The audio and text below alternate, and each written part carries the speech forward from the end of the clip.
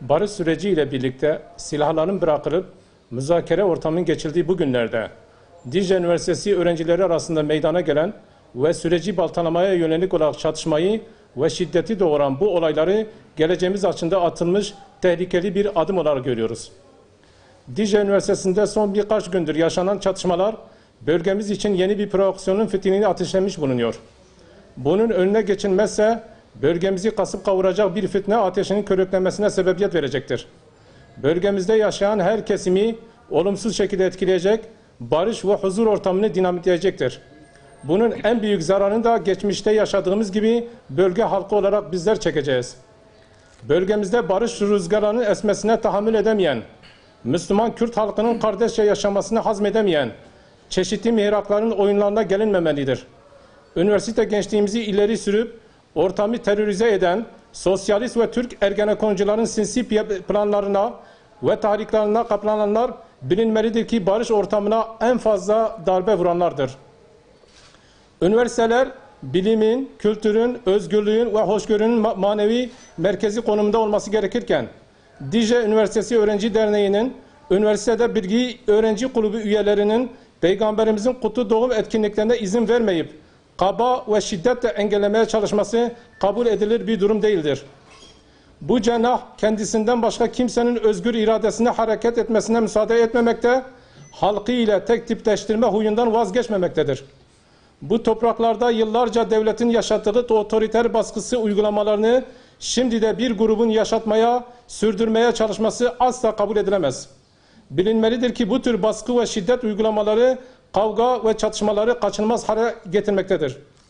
Barış sürecinde girdiğimiz bu günlerde PKK lideri Abdullah Öcalan bile Hazreti Muhammed sallallahu aleyhi ve sellemin sancağı altında toplanmayı önerdiği bir süreçte kendi inanç değerlerinden bir haber gençliğin İslam'ın yüce değerlerine hakaret etmesini ve saldırmasını gaflet ve hıyanet olarak değerlendiriyoruz.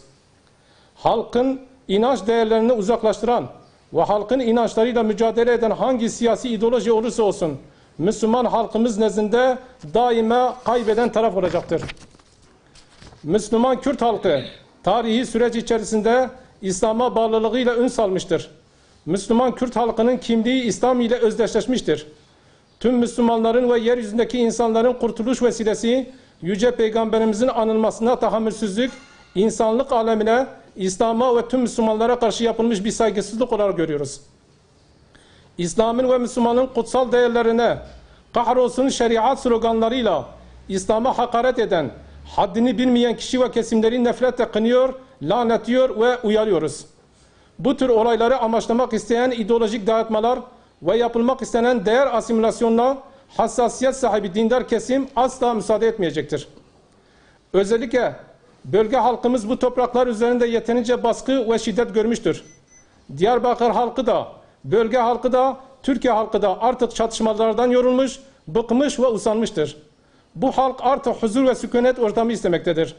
Unutulmamalıdır ki özellikle bu süreçte atılacak her yanlış adımın büyük kayıpları ve menfi etkileri olacaktır.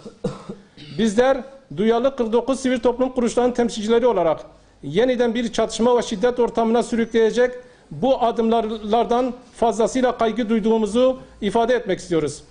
Bölge milletvekillerinin tarafgir tutum takınma pozisyonlarına girmemelerini, olayın siyasi tarafı olan BDP ve Hüdapar yetkililerini aklı selim ile sükunete davet ediyoruz.